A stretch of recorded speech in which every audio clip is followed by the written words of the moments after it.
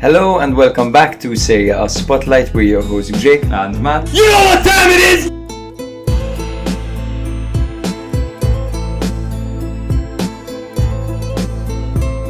I can't tell you guys enough how much you've been my internal monologue when thinking about football for the last year. Yes, amazing! We get to record while drinking some wine.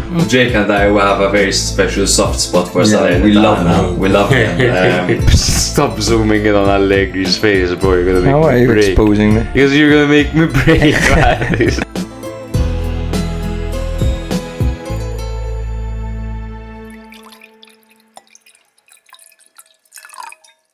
Hello and welcome back to another episode of Serie A Spotlight. This is episode 166 and we're your host Jake. And Matt. Joined today by a very special guest and an old friend of ours, Luke Grima. Pleasure to be here, guys. Thank you very much for coming on, bro. So Grima's an Inter fan. Can we ask you why you're an Inter fan? Genuinely, I was thinking about this when you were told me to prepare some things and just thinking about it, and off the top of my head I was really trying to figure out when the first time I started deciding it Inter was, and I've been asked this before. I don't have a reason, frankly.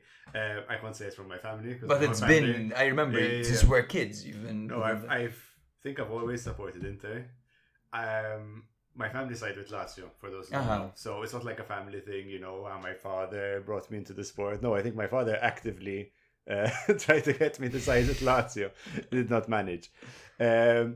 Potentially it could be because I really liked the colours when I was a kid and they just stuck by. I remember seeing, Materazzi, Ronaldo, back when we were starting. I think the most I got into them when I actually properly started understanding a bit more and supporting was in the first Mancini era, when they swapped from Lazio.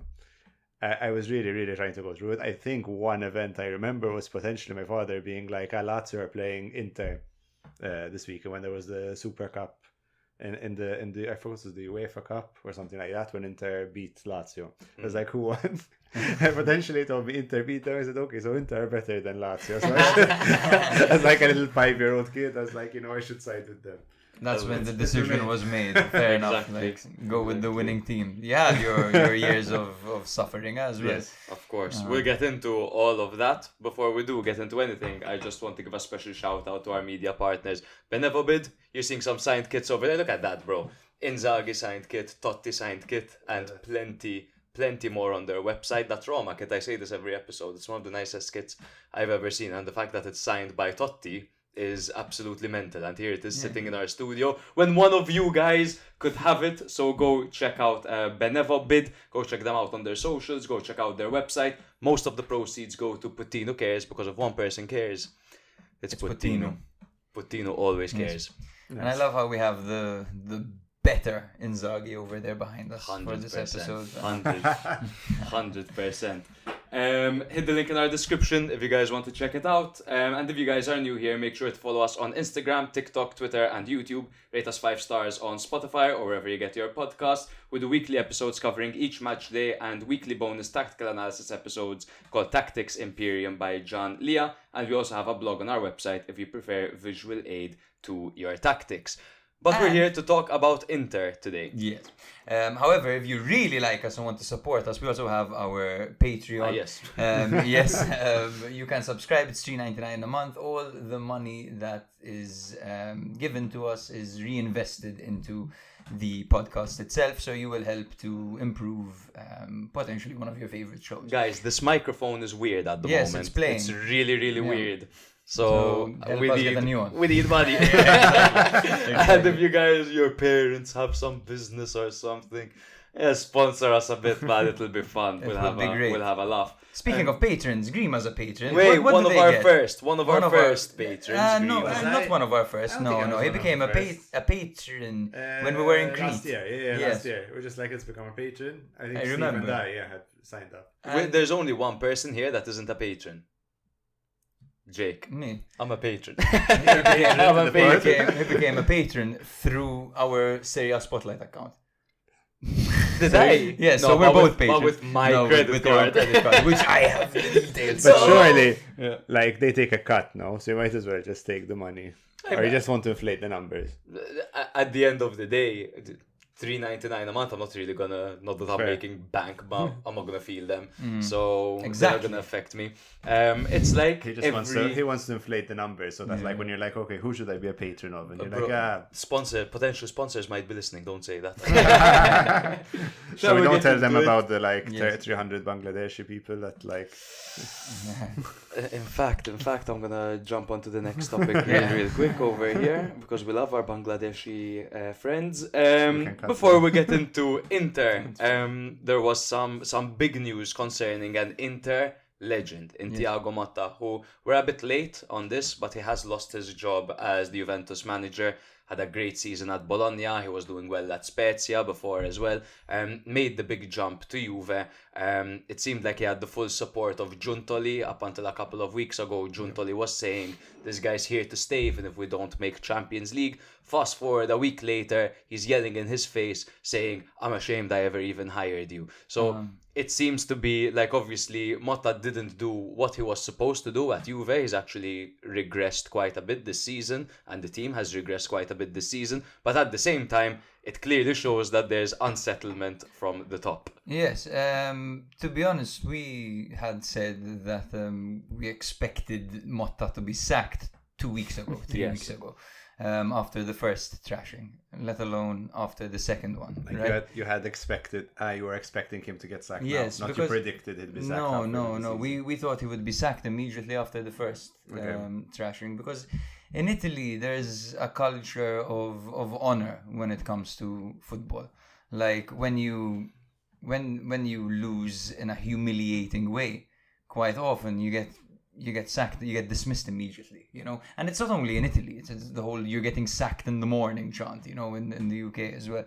In Italy though, it's very prevalent, and to be honest, I'm surprised it took them so long. I think they had some things they had to sort out. Maybe potentially they were looking at other candidates because And the money. they didn't take advantage of the international break. Not to mention the money. Exactly, they have to pay a very high fee to actually settle his contract. Yeah.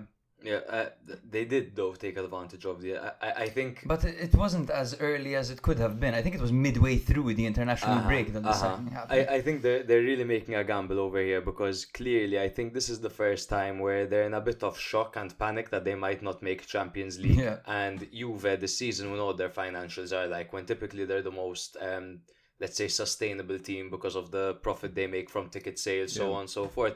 This season they don't even have a bloody sponsor, especially after the crisis that they went through last season where they hadn't made Champions League because of the deduction of 10 points, so on and so forth. So right now their figures are really, really quite detrimental. They need Champions League. So I think they're willing to, I don't know what the exact number is, how much it costs them to sack Motta, but they will essentially be making a profit if they pay that and they make Champions League, because making Champions League is like 100 million nowadays.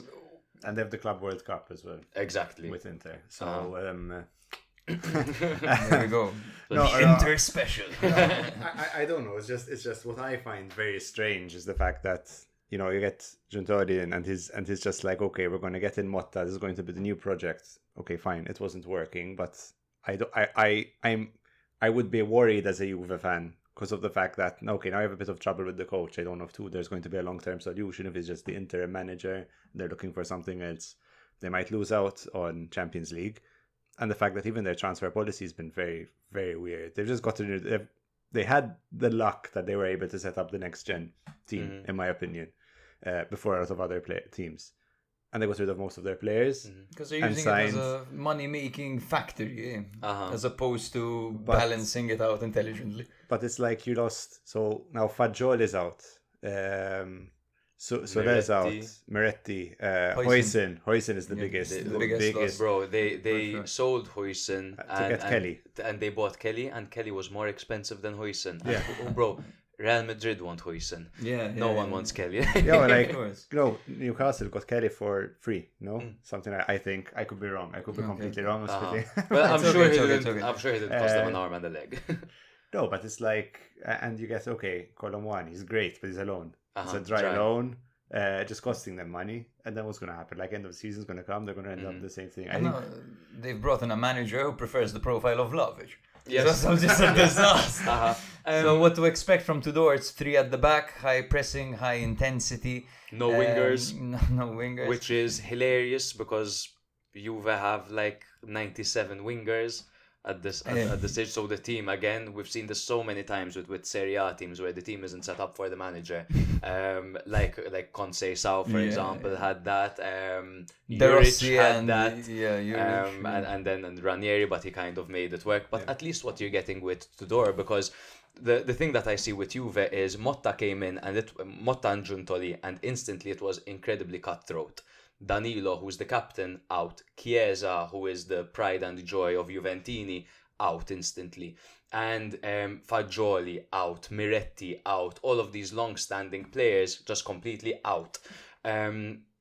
And it was incredibly cutthroat. And then they brought in these players, Cope Miners, Douglas Luiz, and we're all very excited about their profile. But it was very, very cold. The approach was cold. Motta came in, Giuntoli came in, they slapped their cocks on the table and they said, this is exactly how it needs to be, non-negotiable. You, out.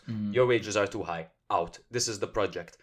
And they lost a certain, that kind authenticity. of authenticity and the sports team kind of feeling of it's almost like a family, but it's not, it's a sports team. Yeah.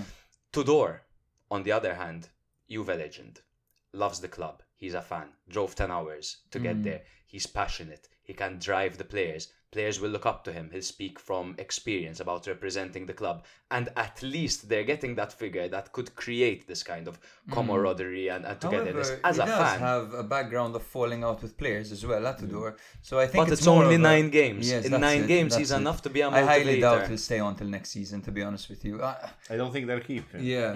Unless he has some miraculous, run. Like 9 he wins games, all 9 of them. Yeah, Trashes wins it. the Club World Cup. It's and funny. He had that run with Lazio. Yeah. He had a stupendous run at Lazio. The only team that was in fell better out with them, form than Lazio was Atalanta.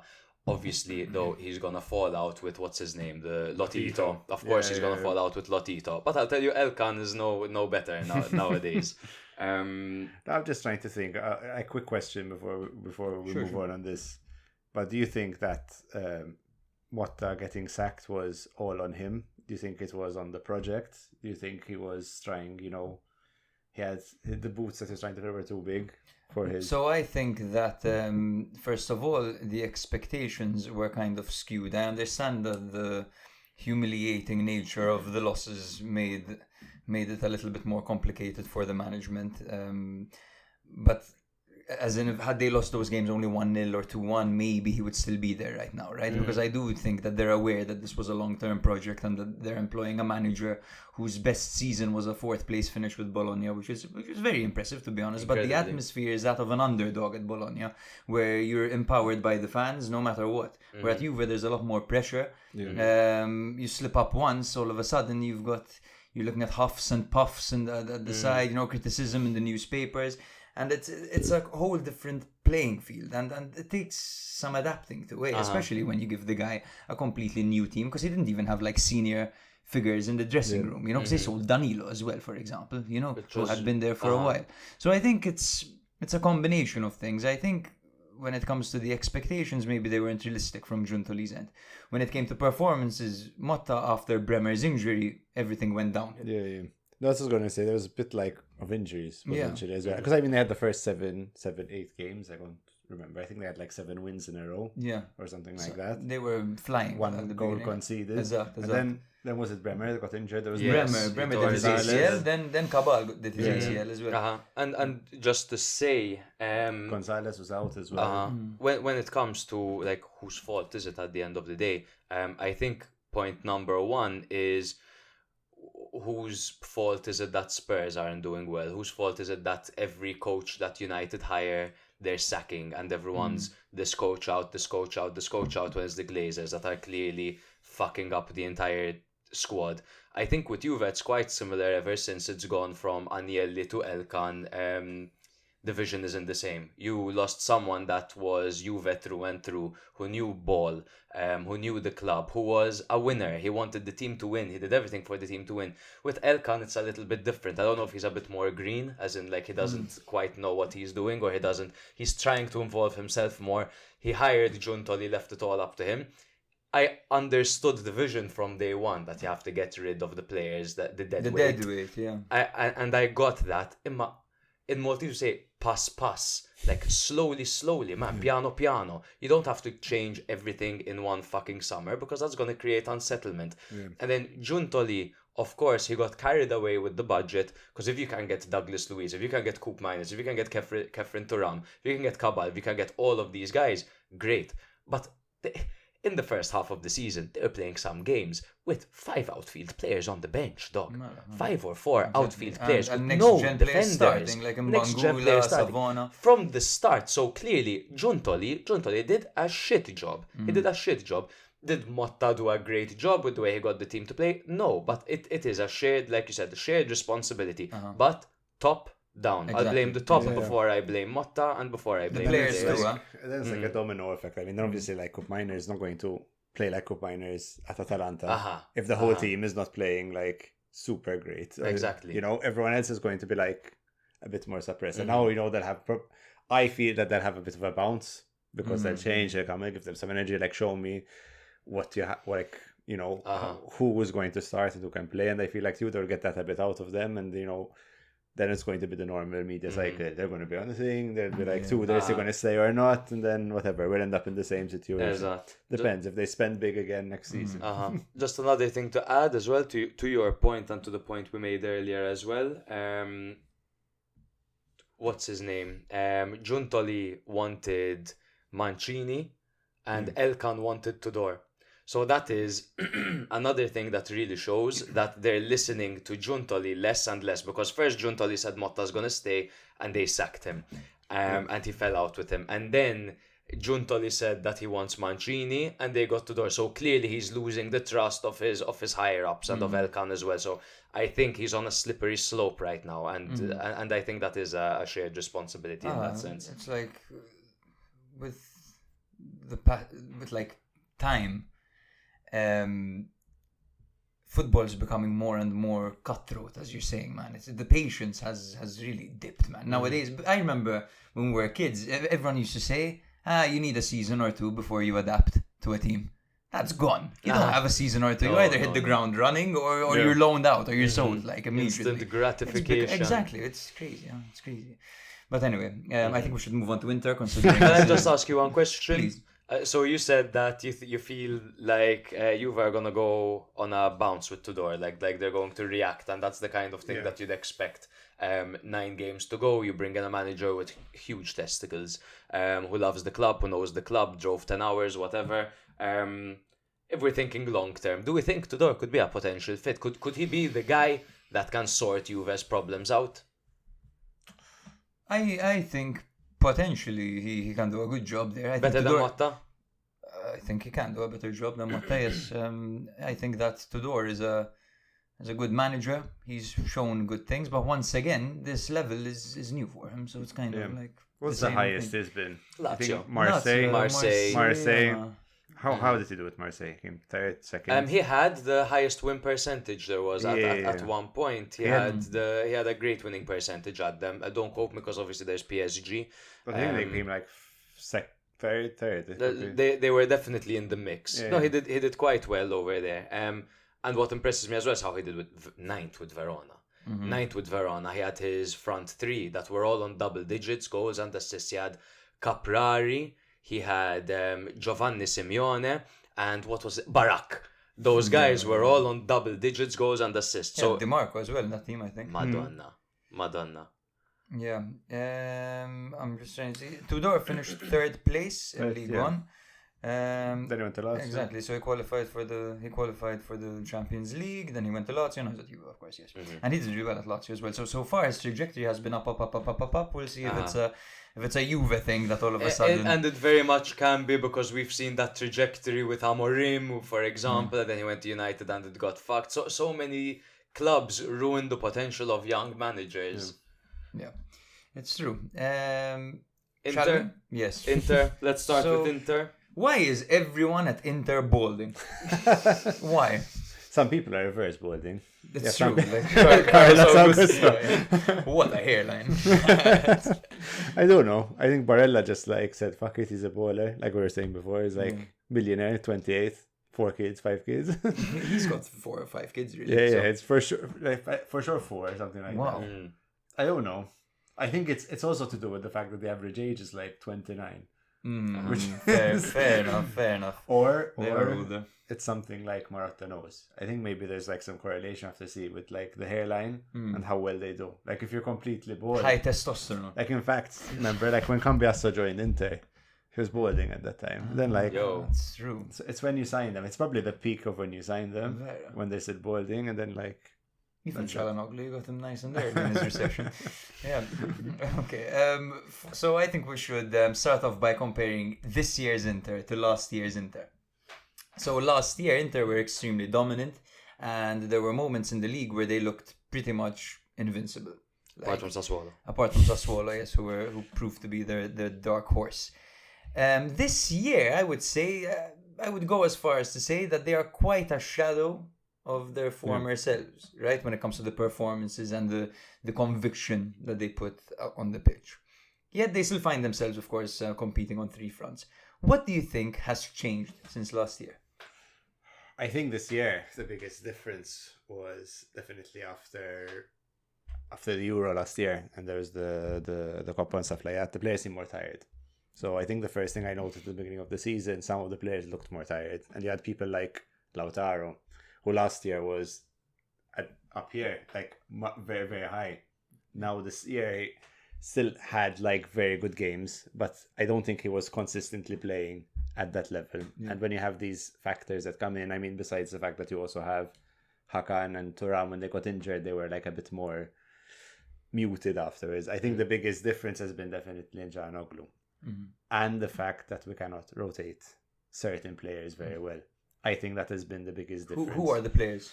So definitely Hakan. I think we brought in some new players in the midfield. I think Asllani, although I would still say that we should keep him, he's been playing better, but he hasn't been able to get up to the same level. He doesn't do his role. This is something we often say on the podcast, that his skill set is completely different to Calhanoglu. Calhanoglu's got a very unique skill set that the system needs, quite frankly. And Asllani doesn't quite give you that, does he? But I think the biggest difference is, so Inzaghi last year have found this very good rhythm, between Mkhitaryan, I mean, it's been for the last 2 years, Mkhitaryan, Hakan, Barella. It's been like a very solid 3. And the problem is now, once Hakan wasn't playing to the same level that he was in certain games, or where we couldn't play him, the players that we put in instead of him haven't been as good. So Asllani, I think he's had some good games, but he's not obviously at that level. I think the biggest difference is when we rotate Barella, because Barella's playing every game, including Coppa, including Champions League, including with Italy, and like long periods of the game. And then you put in someone like Fratesi, and all of a sudden the dynamic changes completely. He's a completely different player. Absolutely. I don't think he's a bad player. I just feel that now we've gotten to the point where he doesn't fit in the system. I might as well ask you this. Frank asks, do you keep or sell Fratesi in the summer? I think at this point you sell, because I think it's still at a point where there is interest in him, because obviously he still played some games with Italy. He still somehow will manage to go into a game and get on the score sheet, so some teams will still look at him and probably they see him at like someone that they could take and put him in their team and do better. Which is worse, obviously, for us, because potentially could go to someone like Roma. Suddenly hit 10 goals in a season. But at this point, I think you need to recycle that money somewhere else in the team. I mean, now Sucic, I don't know how to say his name, should be coming in. Potentially, he might be, the replacement for Hakan, or like a kind of rotation. But he's young, isn't he? How old? He's like 20. I think early 21. 20s. Okay, nice. But Very it's exciting. I think that's the biggest thing, that this year some players dropped off. I don't think because they're worse players, but maybe they needed a bit more of a break, or they weren't able to hit those same strides that they did last season. There was no break, quite frankly. And it's been much more difficult because Lautaro is not having a good game, or not having a good game, not having a great game. You can't just say like, okay, we're just going to put in like someone that's a bit more fresh, or like rotate him a bit, because we got in Taremi, who I thought would be much better. Yeah, same here. Frankly, I think Arnautovic has been the best I think so. rotation, and even and above that, like even Correa could probably do it. But when you have these players, you have Arnautovic, Correa, Taremi, they can't really change the game. They're not a Lautaro or Thuram. I feel like you have two strikers who are much higher than everyone else you're bringing in. And then the other thing was the defense. We had some people who were injured. I think Acerbi made a really big difference. Somehow, I didn't believe, because whenever I came back in, I feel like he was playing quite well. But even when I went on to see them against Como, there was a bit.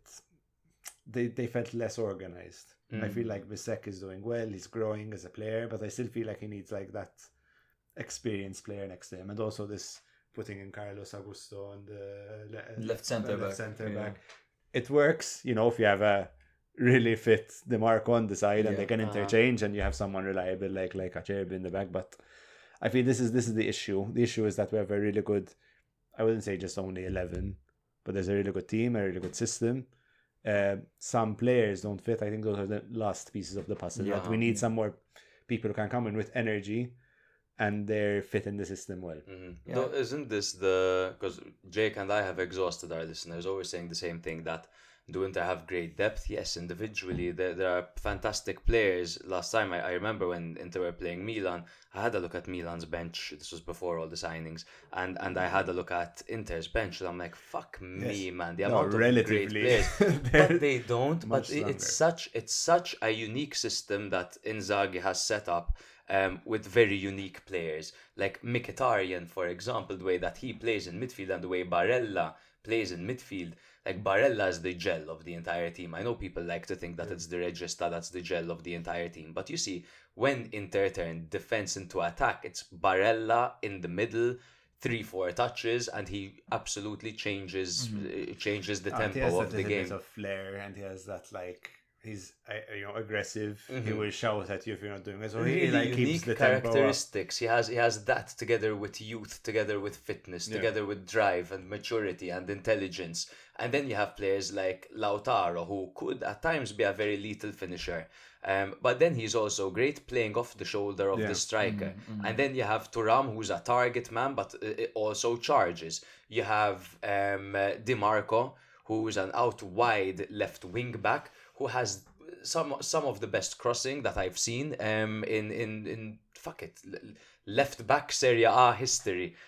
Some of the best. He puts players on the fucking spot and set pieces. And especially him and Bastoni. Bastoni whipping a dirty ball as well. I think that's the main, him and Bastoni together, they just have such good chemistry. And I think the other, I think this season specifically, Dumfries has been much better than the previous season. Not that he was ever a bad player, but he's on form, bro.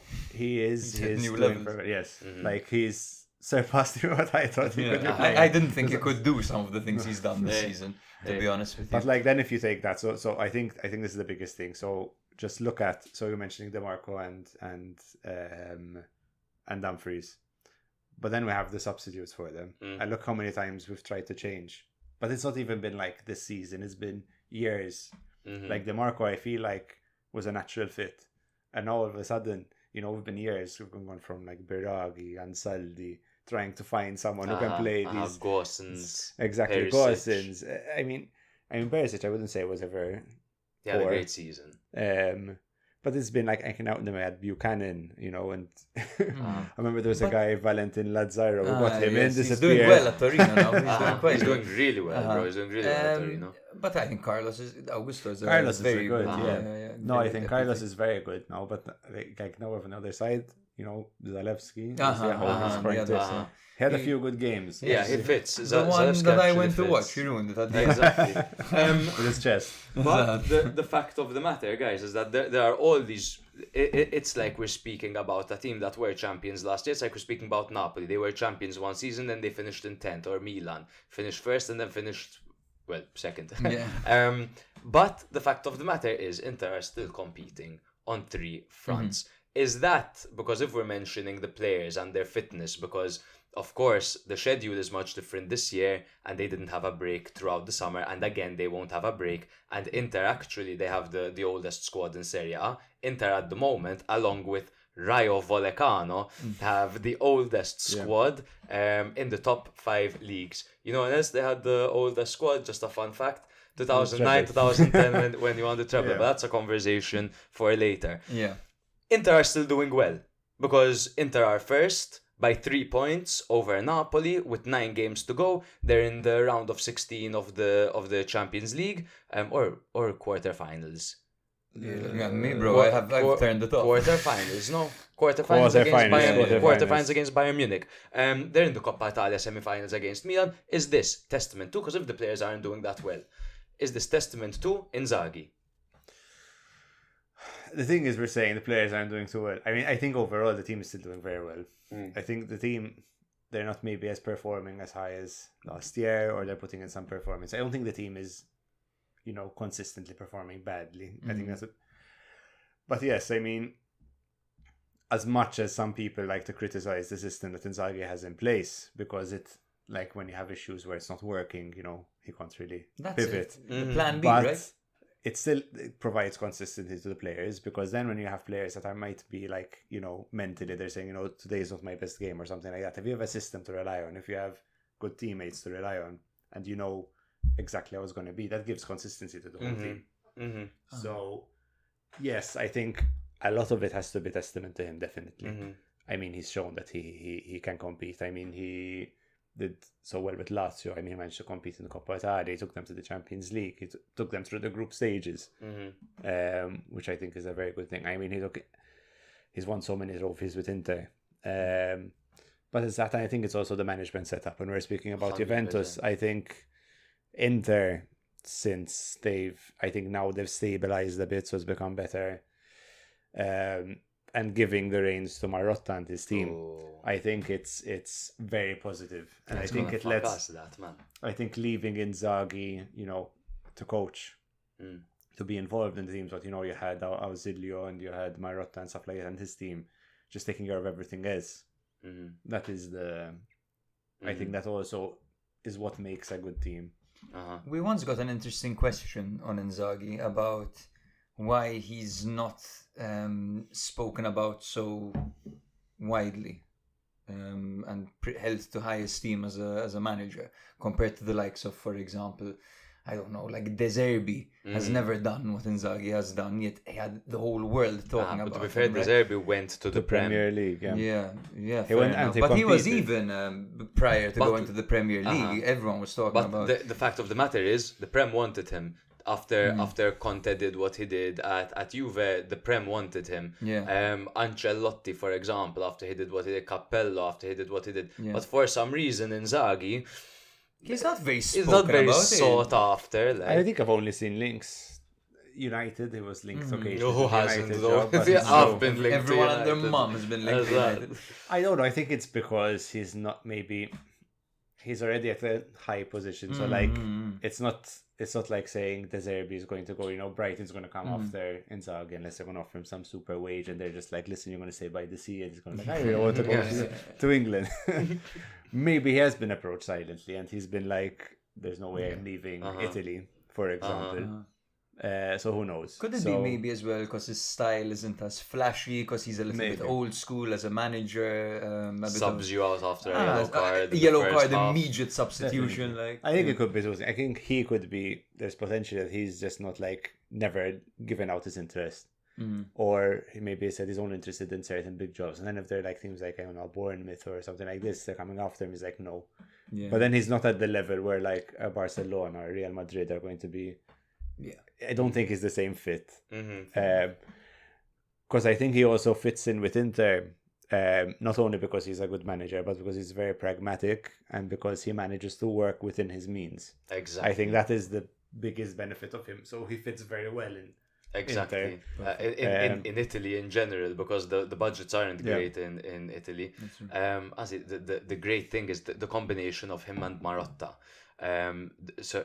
The combination of Inzaghi and Marotta, because Marotta keeps feeding Inzaghi players that he can work with, and players within Inter's budget that they can work with, like the signing of Di Marco, for example, was just perfect for Inter. For example, the fact that they nicked Thuram from Milan last minute, they just knew it was gonna work, and Even the Çalhanoğlu snipe. And the Çalhanoğlu side. And the reason I said earlier that the whole Marotta being so good is going to fuck Milan, not only because he keeps on making Inter stronger, and as long as Inter have Marotta, they're going to be good. But Marotta made Paratici look so good. Now Milan are going to get Paratici thinking he's all that. But the second Paratici got power, he went everything to went shit. downhill.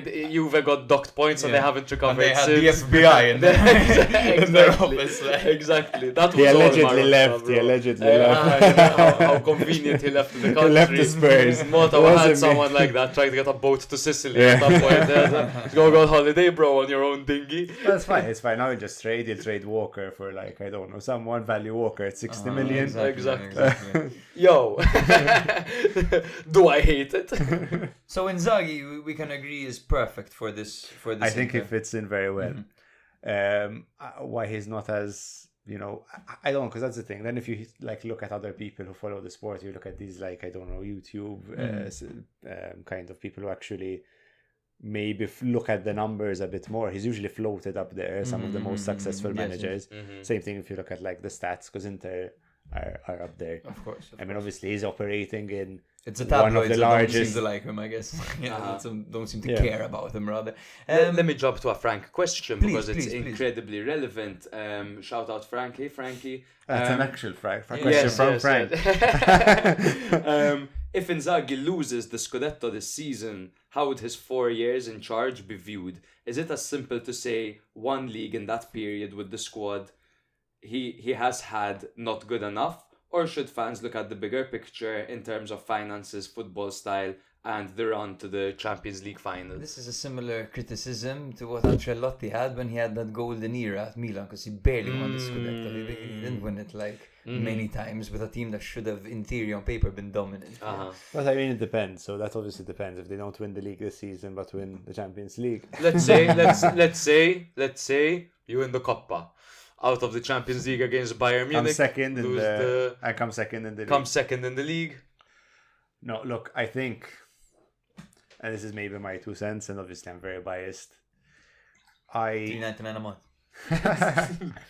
I feel like if he had to default, he would default to the league. And I think somehow, or at least usually, obviously not in a contest season, this is the main issue, that Napoli tend to fall off a bit more towards the end of the season, and I think even more so having lost Guevara, and they seem to be a bit less stable, at least in the second half. 1 win in their last 6 or 7. So I feel that now, if we had to lose the Scudetto, yes, it would reflect poorly on the season. Because I feel like the dynamic now shifted. Let's say we're a few weeks back, where Inter were still chasing, and let's say Napoli continued on this run. They could chalk it off to Napoli having a very good season if Inter were still strong, competitive, and they might have, got it down to this, and we got Taremi, we got these players, they didn't fit in the thing, we need to continue to grow. And maybe we would have argued tired players, etc. So to actually come to an answer, because I rant. Yes, I think if he loses the Scudetto this season, it's I wouldn't say it's poorly on the 4 years as a manager. I still think he's been great over these 4 years, but I think it would be a disappointment for the season. Especially, I think for the 4 years, I don't think it would reflect badly when you consider what happened last year with ownership, for example, with what's his Zhang, and that Suning,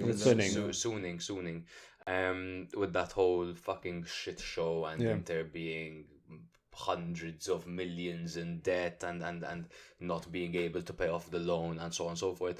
They're getting players Zhang was in debt, huh? The Suning were in debt. Suning. And they just put Inter up as like collateral. Exactly. If you can't pay the loan, you get Inter. Exactly.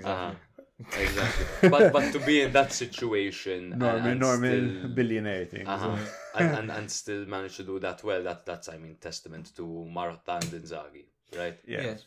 So we've spoken about this Inzaghi era. What do you think the post Inzaghi era holds? When is the post Inzaghi That's going to be? a good Part question. of the question, I guess. So, as Milan fans, it seemed that all Milan fans came to an agreement that Pioli's cycle had come to its end, like naturally, right? After some time, like he won what he had to win. The effect, the kind of like charm and charisma and his ability to motivate the players seemed to wear off towards the end, and it was almost like a universally known thing that Pioli's time was up at Milan. What indicators do you think? What do you think the indicators will be that Simone Inzaghi's time at Inter is up? So I think the biggest indicators would be if we churn some players. So some players now they start to rotate. So I don't know, they retire. Acerbi retires, Mkhitaryan retires. Maybe we lose some players, or they sell someone, and we bring in a new batch of players, supposedly to fit in his system. If that isn't working, then in that case, it is a very clear indicator that his time at Inter, be it as pragmatic as he is, as frugal he is with the money, that he managed to work with his means, if he doesn't manage to get the best out of a new crop of players or to improve, that is when potentially you need someone to come in and change, because there is a chance that some players either drop off or they have to leave the team. And now we continue to try and, replenish, get new players, someone to play like Mkhitaryan, but it's not Mkhitaryan. Someone to play like Hakan, but he's not Hakan, because that's what we're always speaking about, that we don't have players who can do this. This season, this is the worry. This season, they got in some people. Obviously, they were constrained again. Arnautovic Correa didn't leave, so they couldn't get in certain players in the attack. Other players didn't want to leave, so they couldn't really maneuver that much. Maybe next season, this summer, it will be a bit easier. If we do that, and next season, for example, we end up with the same thing. We got you this player and this player and this player. They're not fitting into the system. Then we try to get some new players. They're not fitting in. I think at that point, that is when, his time at Inter. And I'm sure Marotta will already be on. It's either that, or if he remains... Marotta will already be on? He'll already be on, look out. He's always on the lookout, dude. For a new coach. There's For the audio listeners, he pointed one way and another way. The other thing is if he manages to continue to keep up, with the status quo, I think his era will end once the director change. So obviously Marotta's not getting any younger. If there's a change in the directorship, or maybe even the hedge fund now decides that they want to move on, they want to sell it, a new owner comes in, I think that will probably be when his era will change. His era will end, because I'm imagining someone coming in with money, and like we mentioned before, they want that instant gratification.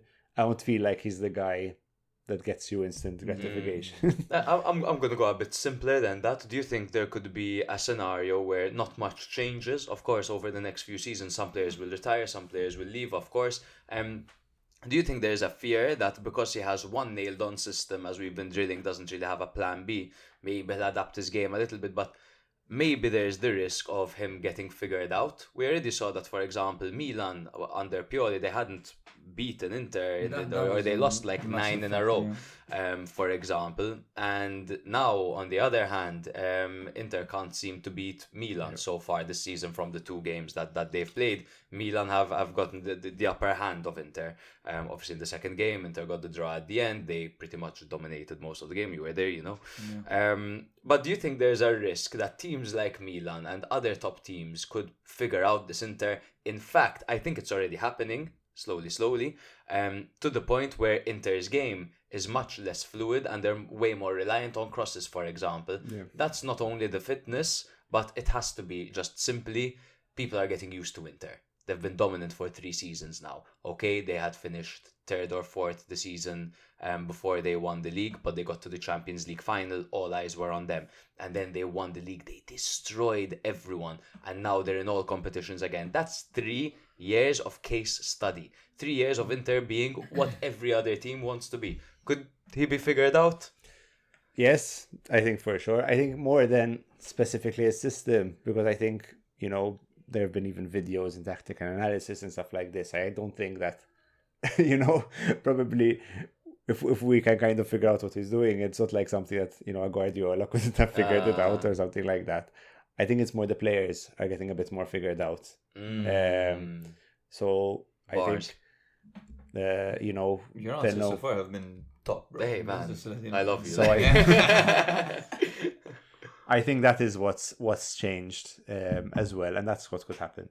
I don't know. We'll see. I think at the moment he's definitely not I don't feel like he's moving towards the end of his era. I feel like, yes, if he's going to be, you know, getting stuck, then they might consider. Because it has to be said that the season at the top, no one's really dominant, which isn't usually the case in Serie A. Usually you have a team that hardly loses, hardly draws. Over here, Inter, Napoli and Atalanta have 7 draws each. Then the losses will just scale. So Inter have 3, Napoli 4, Atalanta 5.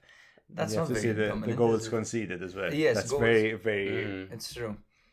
Napoli 23 goals conceded compared to Inter's 27 and Atalanta's 28. And then Inter have the most goals scored, even higher than Atalanta this 65 season. goals scored for Inter, 45 for Napoli and 63 for Atalanta. Crazy, man. And look at the top 3 managers. Who are they? Probably the ones with the most Serie A experience. Apart from obviously Ranieri, but he had an unfair disadvantage. He started with a handicap. Exactly, literally. It's like that squibble race game when you give one of your opponents heroin and they end up running backwards. That's an extremely niche reference, brother. Someone will get it for sure. And someone out there's like, oh my god, squibble race. Quibble race. Quibble race. Or squibble. I think quibble. Quibble. I think quibble. I feel like I had something to say, but I forgot, so let's move swiftly. So Charles asks, is Inter the main favourite for the Scudetto after their massive win against Atalanta 1 week ago? Do you have one hand on the trophy? Can I just do this before you answer? Remaining fixtures. I'm going to include all competitions, obviously from the Champions League. I can't tell you who you'd play in the semis and the final if you make it that far. You can try. Map it out. The Sunday, Udinese, Inter home. And then Milan, Inter, midweek. Korea is apparently rumoured to start. Yes. Against Udinese, that might not be a crazy, terrible shout to have someone a bit nippy. He'll get squeezed out by the size of that team. Can get squeezed out, can also get played through.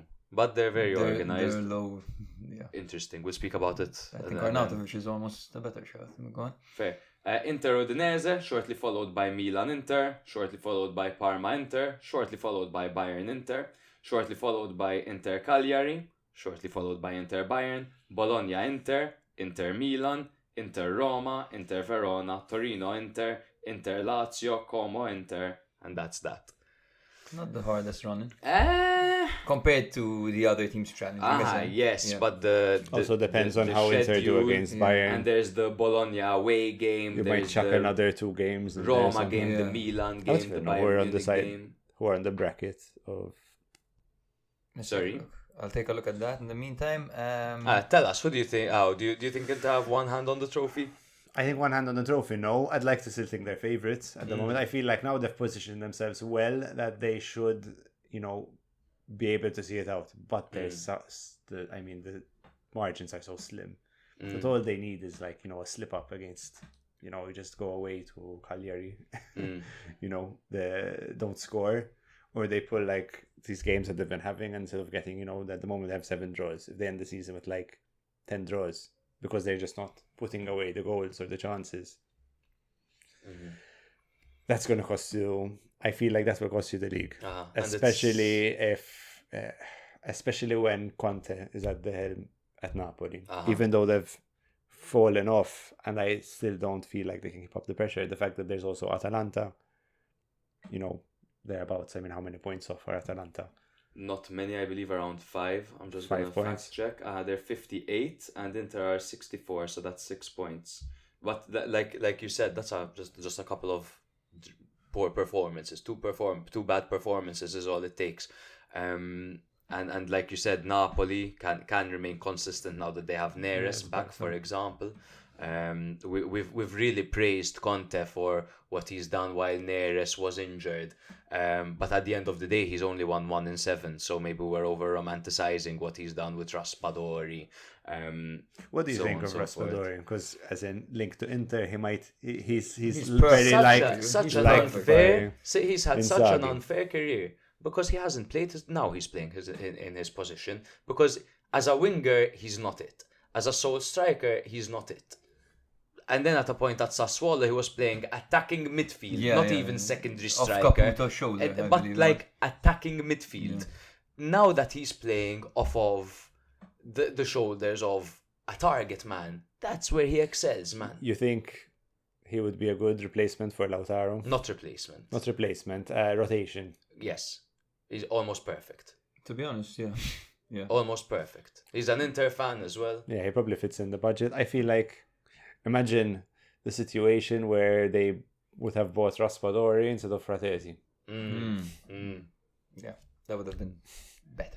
I think Raspadori is destined for the Inter move. I remember once Sassuolo lost to Inter and he went and like celebrated. He celebrating joined with them in them. the dressing room. I feel like I think that is one of the targets this summer. We'll see what they pull out of their hat. What Marotta will. Who's on a free this time? Exactly. That's the same way Toronto signed Insigne. No, by just going on transfer market. Who's on a free in 6 months? That worked out well for them. Yeah, he's They're just, putting banners around all of Toronto trying to kick him out, trying to bully him out, that's insane, man. calling him insigniente or insignifico. They're calling him Because he's doing so bad. because Yes. he's on 12 million a season and he won't budge. He won't leave. He's not playing. He's not. I'm not sure if he's not playing, but apparently the club tried to sell him and he refused. He refused the move. Obviously, he's on 12 million a year. Just to say as well, just to go back to a point, because the question was if Inter have one hand on the trophy after the trashing of Atalanta, but why don't we talk about Inter's failed opportunity in that 6-pointer against Napoli when there, for the majority of the game, Inter had one hand on the trophy until, what was it, the 90th minute, when Billing got that goal. That was... What a moment, huh? That was it for Inter. They could have done it there and then, pretty much. That was the moment. I mean, you summarize. I was watching it, I remember, and it's always when they get to the point at the end of the game, you're just like, okay, now we're just like, you want it to end, like both because you're just like, okay, these next 10 minutes, I don't want to watch them because I just want them to be over, so we win. Jake in the derby della Madonnina. So it's like let's Siro. just get it over and done. Like let's just call it now. And then these things happen, and then it's the opposite when you're losing, and you're just like. You see, and you're like, it's okay, we're 15 minutes left. Exactly. And then you look at the time again, and it's like extra time. You're like, what the fuck? It's only been 2 minutes. Like, Bro, only been 2 when minutes. the 81st minute comes, you're like, fuck, man. Then all of a sudden... 78, you're like, it's alright. And then, bro, in 2 minutes' time, additional time is going up. It's crazy how time But then you changes. see something like an 8-minute extra time. You're like, 8 minutes, 8 minutes we're going to score. And Then a goal kick takes 2 minutes. So I was saying, someone was interviewing a referee, I can't remember who it was, potentially Mark Clattenburg, something like that. They asked him what would you change in football if you had to change something as a referee.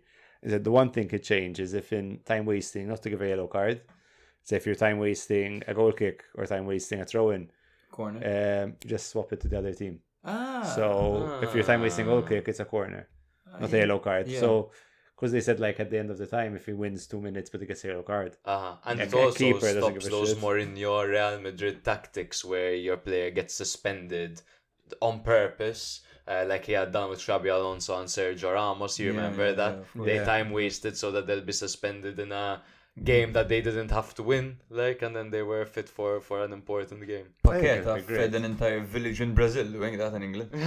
Literally, by getting a yellow card in the 92nd minute.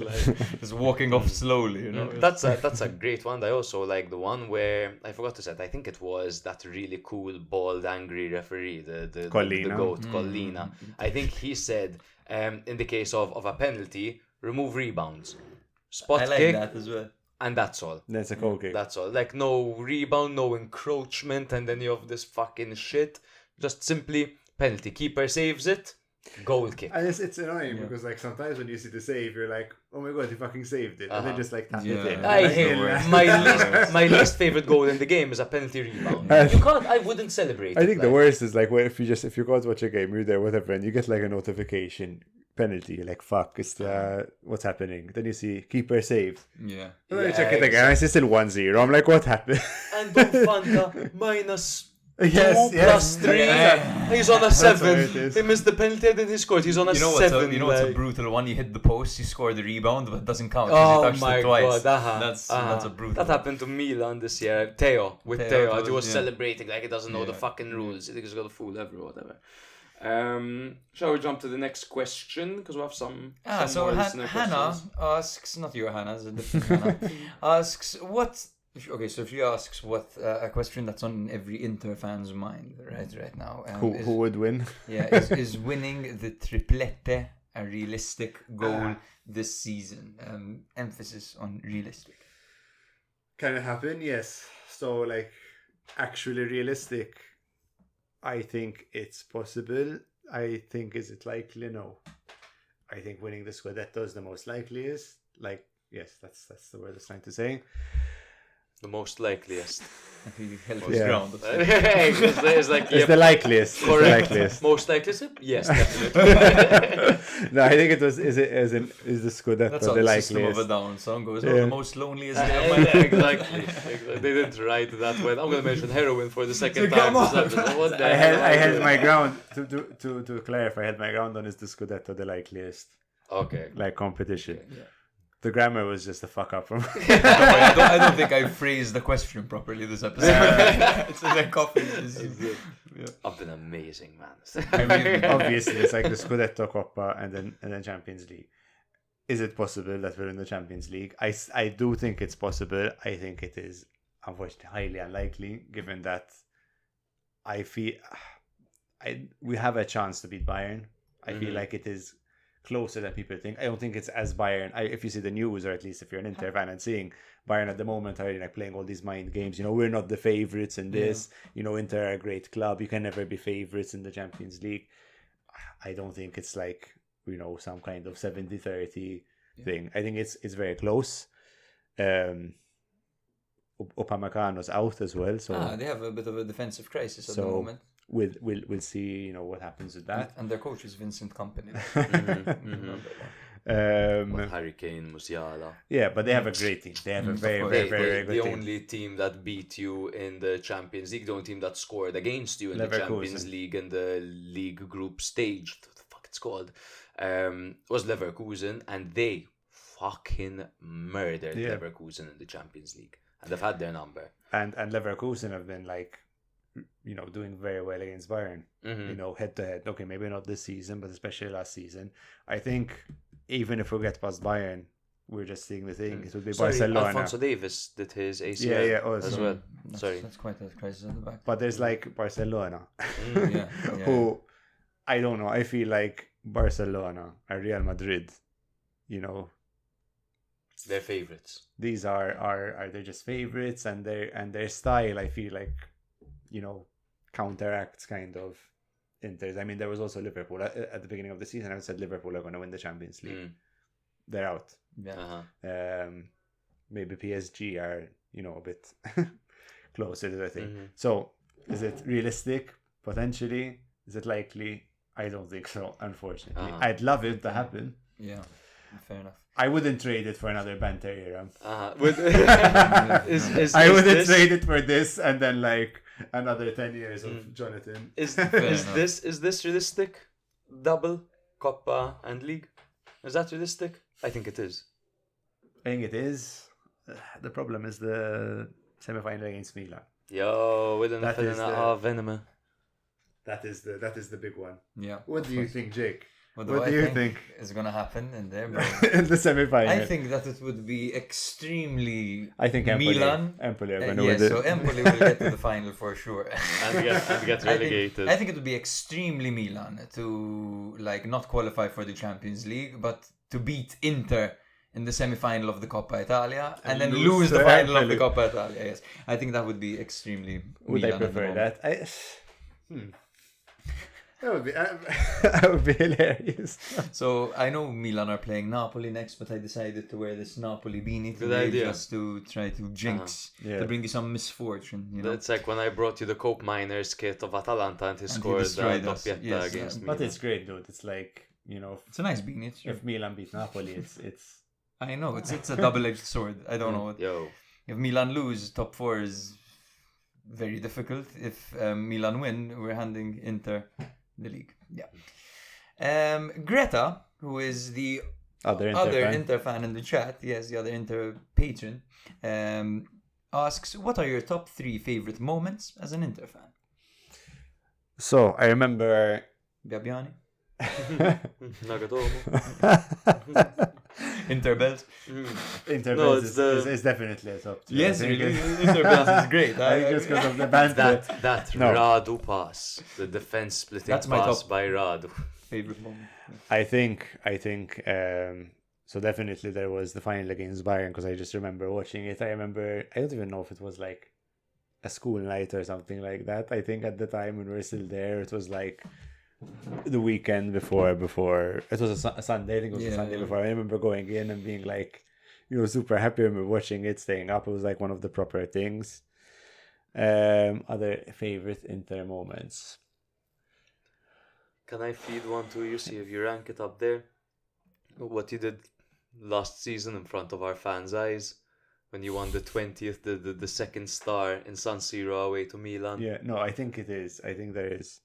And definitely there was a triplete. I think there was this resurgence. I will bundle it together. I think it was the recent resurgence. After like, because genuinely at a point it's like you don't lose interest, but you just end up becoming a bit numb. Yeah. Bro. To like not We know. competing, and then it's just like slowly getting into this Spalletti. Okay, slowly, and we're back in the Champions League. We beat Tottenham. Then Conte comes back in. You're like, okay, we can win the league again. Getting all these players in. Suddenly we're playing well. Then Inzaghi comes in. We're going straight. To the final. I think at that point I think it was the best. The best moment was, I think, I wouldn't call it my top 3, but I just remember the emotion I had watching the final, being like, fuck, we're actually competing. They're nervous, like, we're going to win. And then seeing Lukaku. That was I crazy. was never like angrier, I think, at I don't know, one So player. flat-footed man at that moment, but like, But anyway, no, I think it's that. And it's just because I'm seeing the formation of the when we won the triplet, and I think it's even the seasons before. I think there's that era in general. Also, maybe because I'm a bit nostalgic. It's when I was really getting into Inter. When we had Mancini, these players from Lazio joined Mihailovic. I think that was also a cool moment because I remember watching the final against Roma. I remember Figo scoring as well. And there was even Mihailovic scoring on free kicks. I remember just that era is so nostalgic. Mihailovic scored was probably a freak. yeah. And it's just like that time, and probably even that time in my life was so much simpler, Oh, bro. Yeah. Off air, we'll talk a lot about how stressful life has become. How much simpler it was in And our how youth. some of those players are dead nowadays, bro. That's how it Literally. works. True. You know That's who was life. injured? Motta was injured in the Final. Champions yeah. League final. Very so cool. this is a lovely question, to be honest. He from was Matt- injured. He was Matthias. injured, or was he? Him and Busquets, the The Hashaya. infamous.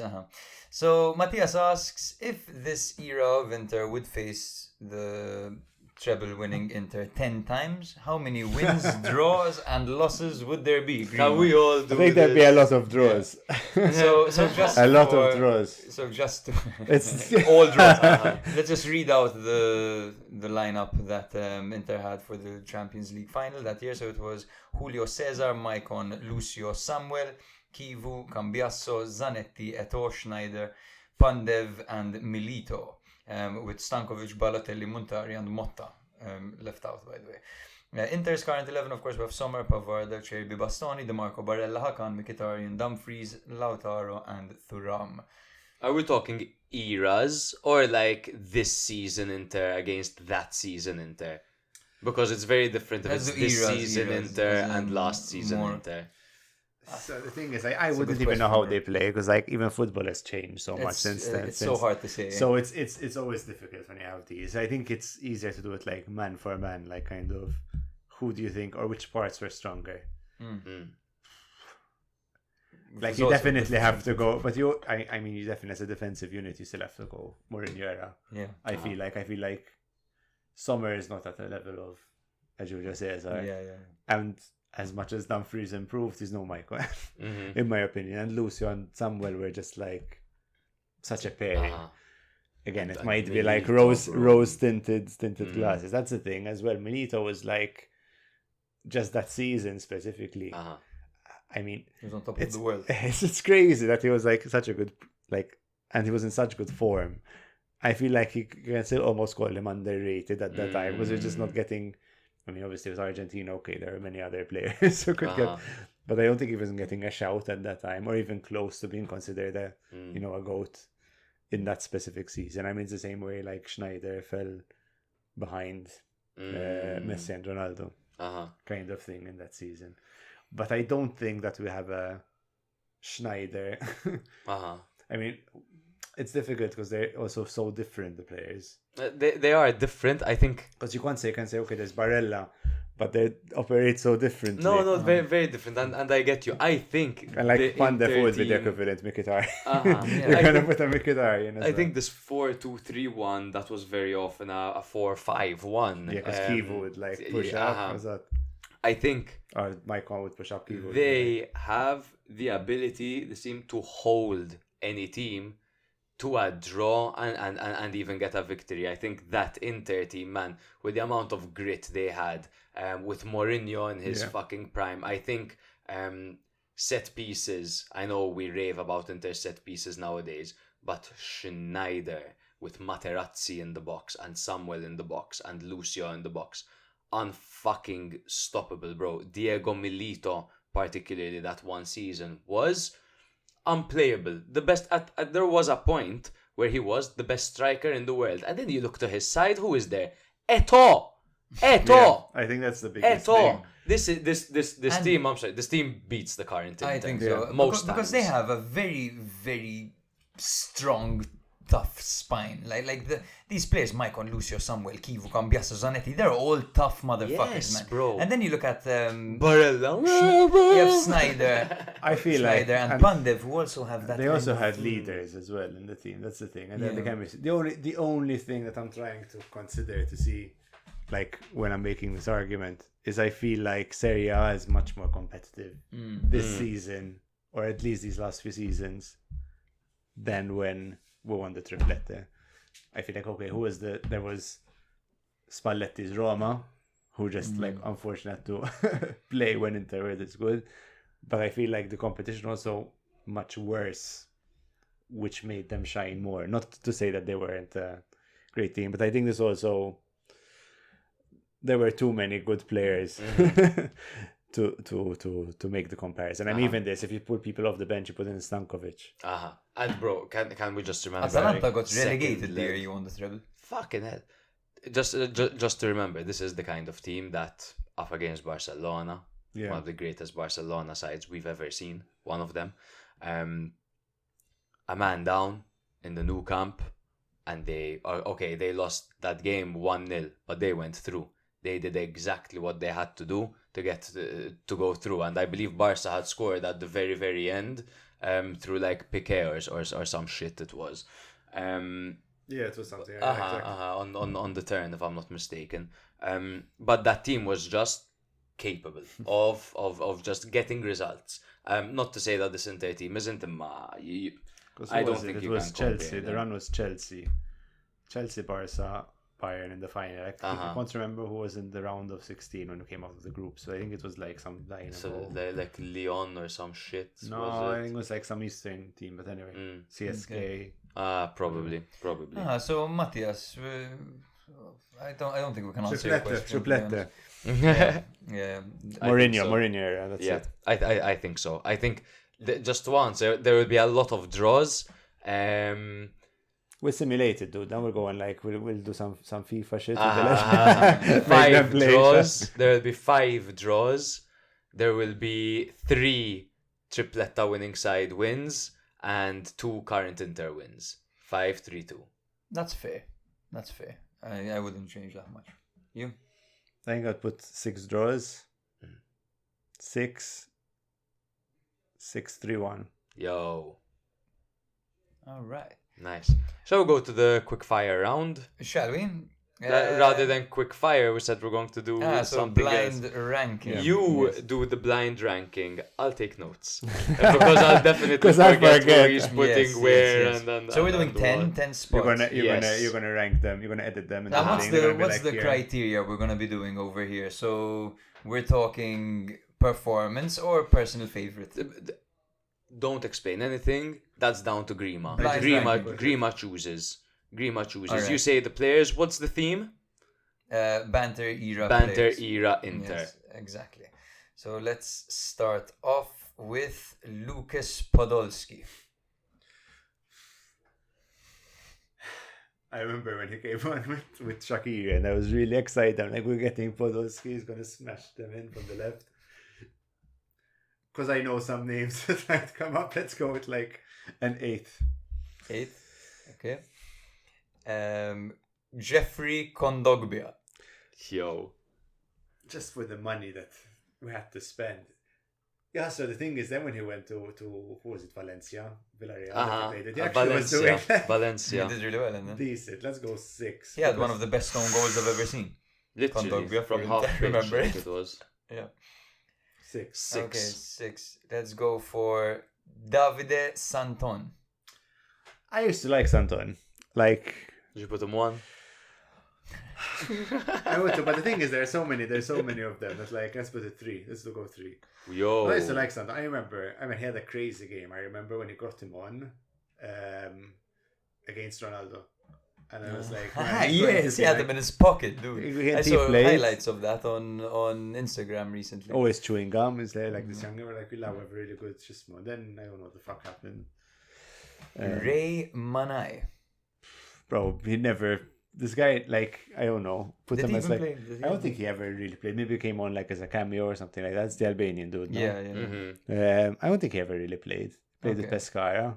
He played with Benevento, I think, one season. Benevento. Yeah. I don't think he ever really played. So Let's change him. We Ignore change that him. one, yeah. So let's go for Nagatomo. Yo. put him as 1. Yeah. Great answer. Nice. Great Nice. answer. Just for all the So sales, the can I- shirt sales back in Tokyo, dude. Exactly. Just to say, you have in first Nagatomo, in third Santon, in sixth Kondogbia, and in eighth Podolski. I can just show you my phone, to be Okay, honest, as okay, well. okay. Cool. Let's go for João Mario.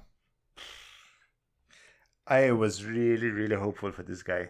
Like, I used to like him. I remember just being like, he played so well with Portugal. You know, now we're signing players. Like, now, Torreira, this was Torreira. We're like, now we spent 40 million. Fucking turtle, dude. The like, highlight of his career, fucking highlight of his career was knocking out Juve, I think, or scoring against Juve. Exactly. Of his Inter career. Because then he did really well after. No, with Sporting. His highlight with was Sport, Sporting. yeah. Literally. Or Porto. I forgot who was playing. But last season. It was, I believe it was Sporting. Don't quote me though. Let's go 5. João Mario, Yeah. 5. Let's go for Vidic. 9, dude. 9. Yeah, 9. Yo, there is 9. Terminator at United. There is a Terminator 9. at Inter. Terminated. He was this year. No, he was horrible. I genuinely think it was horrible. Again, these are all players that, like, not all of them. But Vidic was another one. That's when I said, like, this is who we need.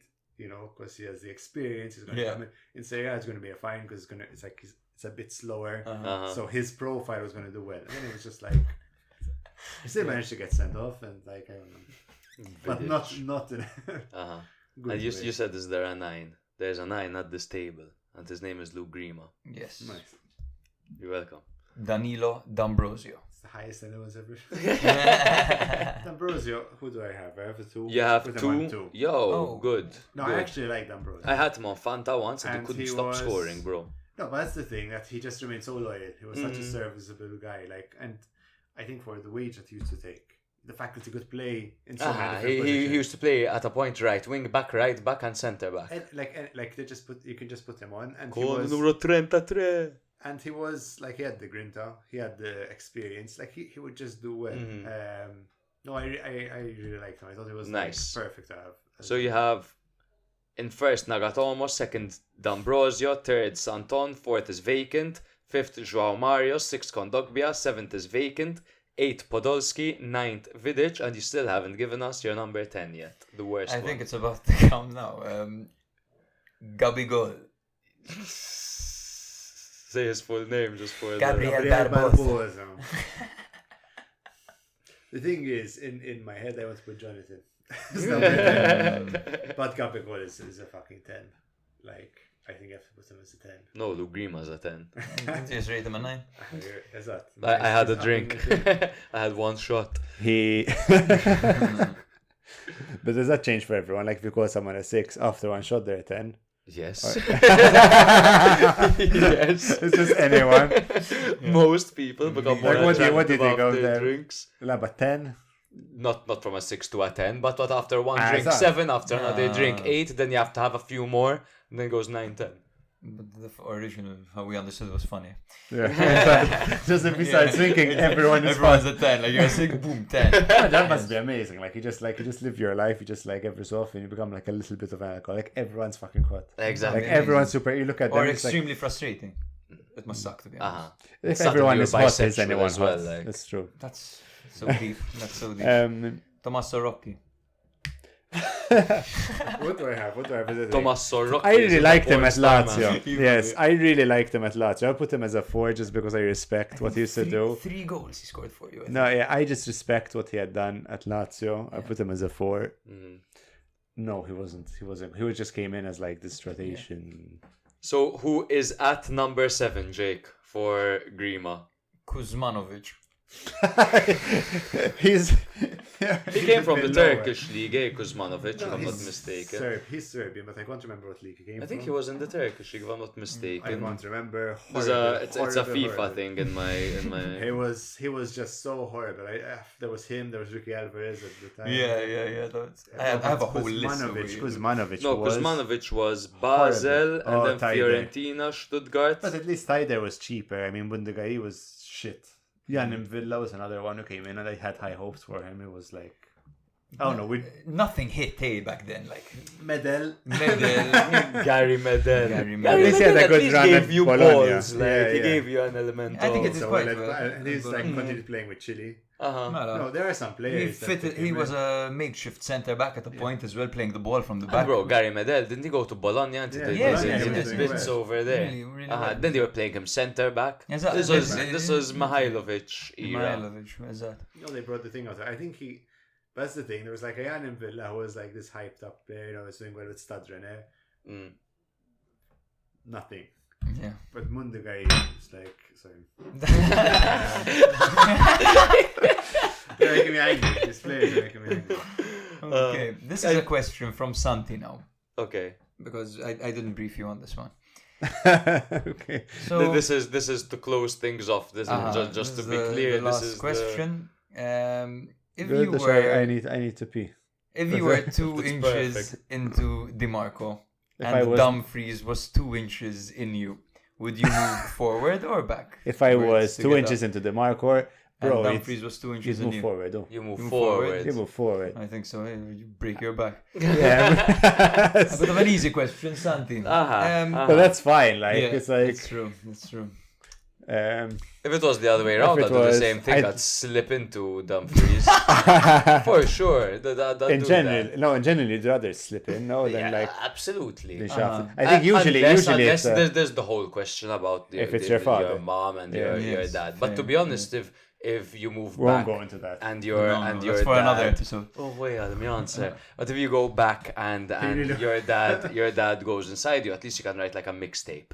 You know what I mean? Like my dad used to fucking, and you can become a rapper. We've been your hosts. So There's one more. You'd rather have been fucked by your father than be a motherfucker. Yes, that's it.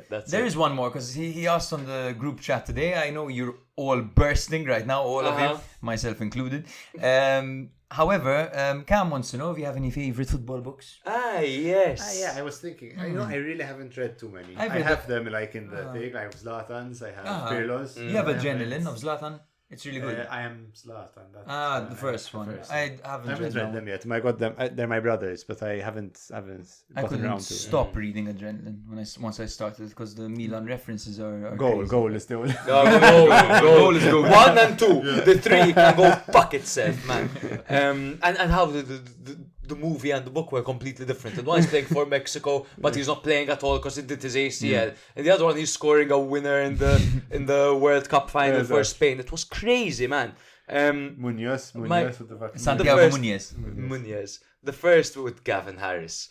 Yeah. The first book I ever read was Roy Keane's autobiography, and I really fucking enjoyed it. And the second book I ever read was Stuart Pearce's. Our dad loves the Premier League, so he just used to give me these books to read. Those I really, really enjoyed. Pirlo's book is very good. I never read Pearce Pirlo's was book. Liverpool, They used to call him Nottingham. the Psycho. He was Spurs for the majority of his career, if I'm not mistaken. He's known similarly to Baggio. He missed a penalty in the World Cup, if I'm not mistaken, and it essentially ruined his career.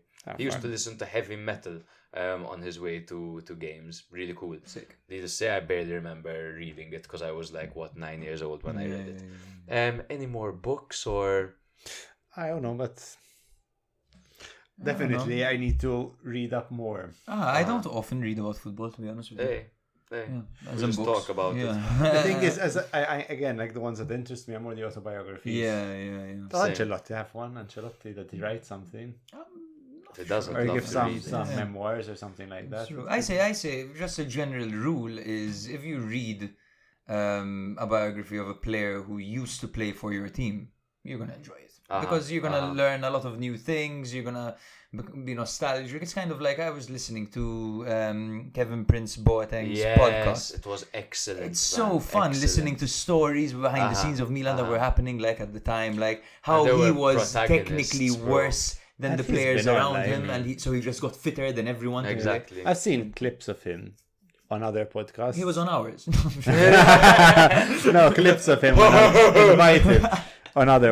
Is it his or it's his? No, he was on Rio Ferdinand. He was on Rio Ferdinand. Yeah, because he was saying something like when he was with Barca. Yeah, exactly. He went from Sassuolo to Barcelona. It's mental. No, he went from the where he was speaking about how he went from the UK to Milan. Portsmouth to Milan, exactly. Yeah. He was gonna join Genoa. He was pretty much there, and he kept going to Milan because and he on his locker they were taking down David Beckham's name.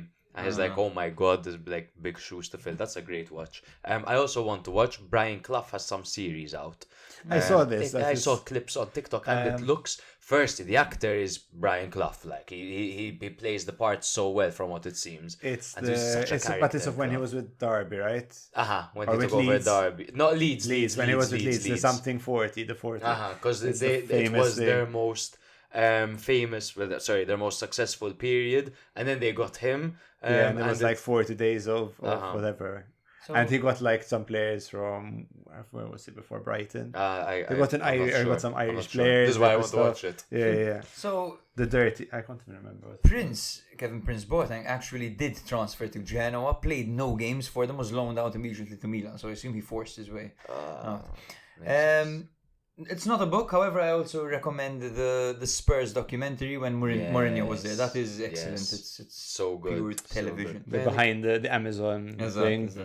You get to hear him talking to Dele Alli. The same one that City have, no? Or Juve have? Yeah. Yes. All or nothing. All or nothing. There's Spurs, there's City, there's Arsenal with Arteta with the whole light bulb thing. Anyway, I did it like he's trying to teach his teammates about teamwork and connection. And they all like get a battery, and there's a light bulb in the middle, and it's like the light it goes on, and his approach is hilarious. I love you. You are the best. Anyway, shall we end it there? Yes, thank you very much, guys. Amazing. Thank you, Grima. You were amazing. You enjoyed it. I enjoyed it very much. Like, honestly, it's very fun. It's fun. Talking about football. It's like what I would do. Just with the microphone. This is the only reason we managed to keep this up for 4 years. We're gonna have fun editing your audio. Sorry. It's fine. No, but it's fine. I can see it from here. Even when I'm speaking over here, it's quite high. It's true, It's good. It's I good. shall. I'm only kidding. The worst is if you're going to just hear me going like Matt's going to be speaking. What do you think, Grima? Just going to hear him in the background going. Like the guy from Hey Arnold. Anyway.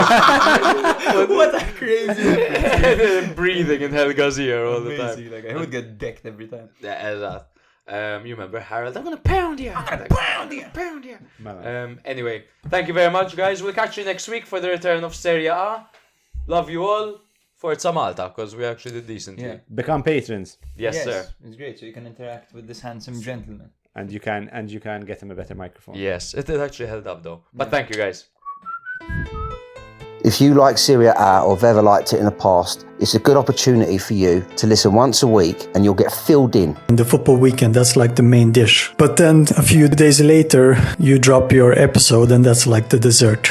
And the dessert is just perfect. It's good, the cake. It makes it feel like we're all sitting in a room together, just BSing with each other. The atmosphere is fantastic. I promise nobody will ask you to send boob pics. Sometimes maybe good, sometimes maybe shit. I love how you go into so much detail and show so much passion towards each and every team. Literally, no team is left undiscussed. When I listen to you, it's like I'm talking to you in a pub. It's like I'm chatting to a friend and you're chatting to me.